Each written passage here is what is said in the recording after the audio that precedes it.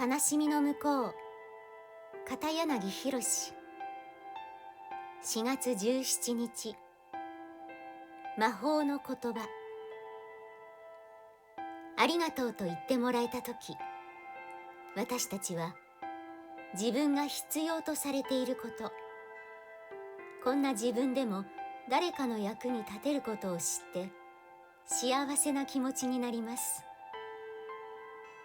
ありがとうはどんな相手でも幸せにできる魔法の言葉なのです。